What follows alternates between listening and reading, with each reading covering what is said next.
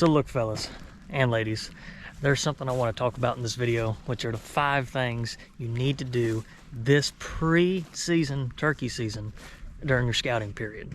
Some of them may come across as majorly simple, majorly complicated. Regardless of it, you need to do these things in order to have at least a higher percentage chance of you being on a bird come opening morning. Which, if you're anything like me and majority of other turkey hunters across the country, you want to have at least like 110 birds in your pocket that you know about before opening. When in reality, I mean, I've never had like more than 20 at a time.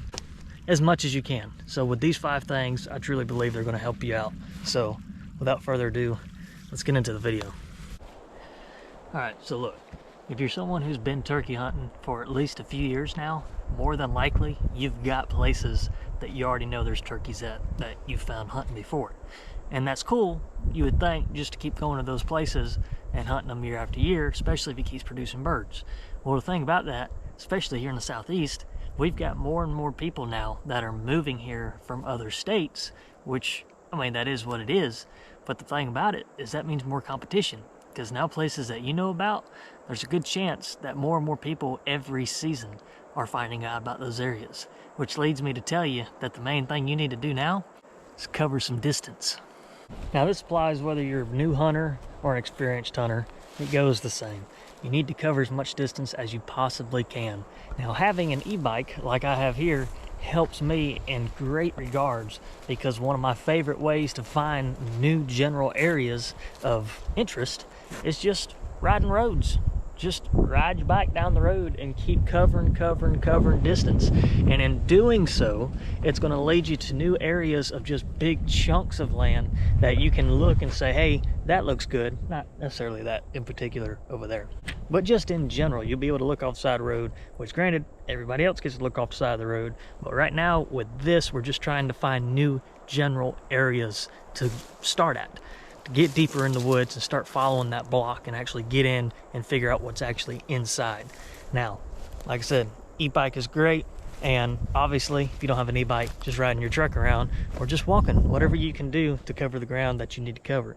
But that's really one of the biggest things that can help you improve, to know where you need to at least check out come turkey season. Because if anything, you go to your places that you already have turkeys at and somebody else has already beat you there, at least you have new prospects to go check out down the road or down yonder, down the valley, and through the woods, wherever it might be.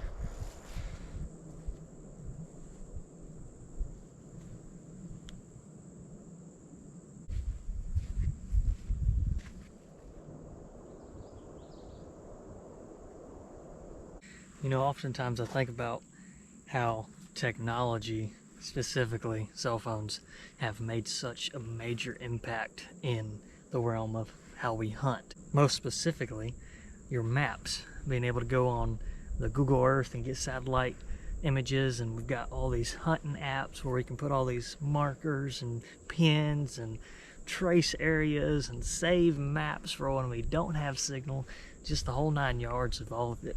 And it's a good thing and it's a bad thing all in a sense. One thing that I absolutely love to do, and you need to do, is just even finding hand tracks, obviously gobbler tracks too, but finding hand tracks. You want to get on your maps, you need to download you an app, whether it be HuntStand or onX. Those are the only 2 that I really actually know about when it comes to the hunting apps. I personally have HuntStand, and I have the pro version. It's like $35 for a year. Get great perks with it. I'm sure onX is a good one too. I know a lot of people use it, but that's just, HuntStand is personally what I like to use. But you get on your HuntStand app and put your pin of tracks. You can put different colors on there. I personally like putting the black color for a gobbler and then a pink color, obviously, for a hand track. And that can go for sightings or anything like that. When you start getting on your map, you will clearly see, after many times of coming out here and actually marking every single thing you see, whether it be scratching, strut marks, seeing turkeys, hearing turkeys, etc. And you get on here, you'll be able to see a puzzle, and that puzzle will be starting to get put together so clear as day as to where these turkeys are, where they're moving, the different times of the day that you're seeing them and seeing sign at different areas. It'll put the puzzle into so many better pieces for you. It'll be a lot easier to put together come actual turkey season. All right. Time to ride, Clyde. Let's go find some more areas. Oh, it's a little too bumpy to be going fast. We're gonna slow down.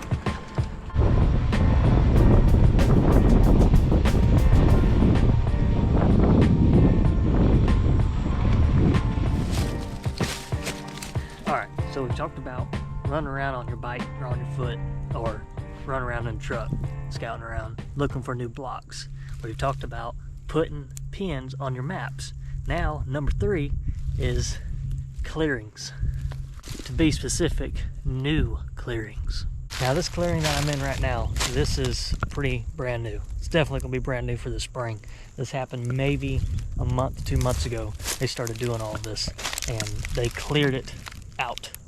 This used to be just a big block wall of thicket. This whole entire thing was just thick, and now we've got still thicket here, and with a swamp head coming back on this backside and wraps around, and now we just have this random clearing right in the center.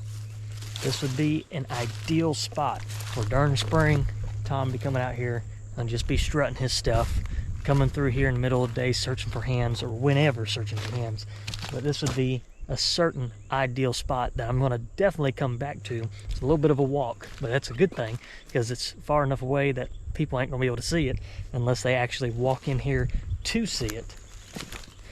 I just happened to stumble up on it because I was just walking through some thicket, and lo and behold, here we got a beautiful looking strut area. But this would be a great spot, especially for midday or later afternoon. Come out here and just set up on the edge of the thicket, and then be able to just sit out here and wait them out, call a little bit and see what happens. But this is definitely a spot you need to check out for. And that's really what rolls into number 1 of riding around, checking out new places, and just getting boot leather burned walking around, is because you never know where the forestry department has came through and just took out a bunch of lumber, which in turn has created areas like this that are just perfect areas for nice strut zones and for gobblers to be coming by and checking areas out. And great for late afternoon sits, just chilling out here and calling a little bit, maybe put your decoy out and just wait them out type deal. But this is definitely an ideal situation that you want to check for and mark on your map to be coming back to. These little runoffs like this, where you got excess rainwater and creek water that flows in here and goes into a swamp, can be some excellent fishing.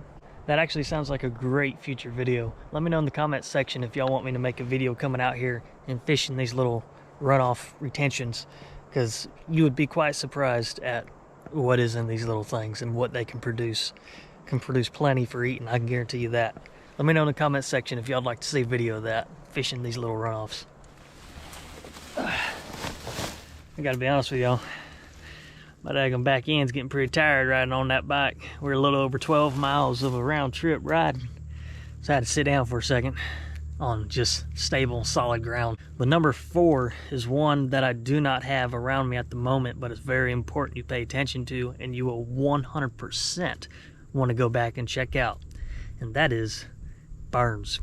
Now, burns can be one of the best turkey hunting areas to find, as long as you, of course, have ideal habitat surrounding it for turkeys to be roosting near or right on top of. Would be great where they're roosting right on the edge of a burn. But finding a good burn where they just burned it, and I'm talking just burned it a month before you start turkey hunting, is a great area to start checking out. And if it's going to be longer than that, it's still a great place to go check out, because you need to put some cameras in there and figure out when these birds are going in and where they're moving. Turkeys, along with other game animals, absolutely love going to fresh burns and getting that fresh greenery that's coming up out of the soil. And you will see them in there a day after they do a big old hot burn on that whole block of woods. Some people might say that takes them a week, 2 weeks, 3 weeks, etc. to find the burn and go to it. But I can assure you, based off my experience that I'm giving you now, It takes a lot less than that for them jokers to find it, and that goes for all the critters that inhabit the woods. Burns are another great ideal place to hunt because it's going to be a great area for the gobblers to be able to see a long ways and know that they are getting seen a long ways, and be able to sit there, strut their good stuff, waiting on Miss Thing to come by and take a look at them. The only negative that you got to be careful about if you're going to hunt a burn, especially a fresh burn, it's obviously all black in there. The ground is black, the edge of the trees are black at the base where you're sitting up against. So a lot of times you're going to want to change your camo pattern up to extremely dark colors. Honestly, I have worn black long sleeve before sitting up against a base of a tree, because you're wanting to obviously blend in as best you can with the surrounding area you're at. And you're going from places like this where you got a whole bunch of different coloration going on to just solid black and dark brown all over the place. So that's one thing you got to pay attention to, because they can pick you out very easily if you are not careful of that. Or at least get you some kind of brush blind made up of a bunch of dead twigs, and not twigs, but limbs put up against their burnt palmettos, such nature like that, and lean that up. Get some pine limbs, break those off, put them in your blind, etc. Just make it up as you need to. Burns can be great places for you to be able to hunt. I gotta be honest with y'all, that was a bike ride that was wearing out my backside. I went over 13 miles today, round trip on the bike, and I'm feeling a little bit of it. I'm gonna need to change out that cushion on that thing, that's all I'm saying. But I'm not gonna leave you yet without giving you the fifth and final piece of advice. And number 5 is seeking advice. Now, as plain as that sounds, of seeking advice, I mean, that's really one of the best pieces of advice that I could ever give you, is to find experienced people and ask questions. You don't know everything. I don't know everything. People that have been hunting turkeys for 20 years don't know everything. The best thing we can do with each other is to share our knowledge and experiences, which this is all what Dream Team is with me, is I'm sharing my experiences and knowledge of what I've learned with all of y'all, in hopes that I get to share things that y'all don't know with you for you to know. Never feel too proud to ask for advice, whether you've been turkey hunting for 5 minutes because you just decided just now that you want to start turkey hunting, or you've been turkey hunting for 20 plus years. Never be too proud to ask for advice. It can help you in so many different ways that you wouldn't believe, not just with turkey hunting, but so many different aspects in life in general. But we're talking turkeys right now, so in regards to turkey hunting, never feel too proud to ask for advice. There are so many people that are willing to help you in so many different ways of taking you out hunting, showing you places on maps, giving you their own experience of advice, like what I try to do here on Dream Team, and help y'all to gain more knowledge of things you may not know that I know through my years of hunting and experience of hunting. I feel very blessed to know what I know and to have had the experiences that I do, because I know a lot of people sure haven't and sure don't. Just ask questions. Knowledge is the absolute ultimate tool for anything, but especially when it comes to hunting.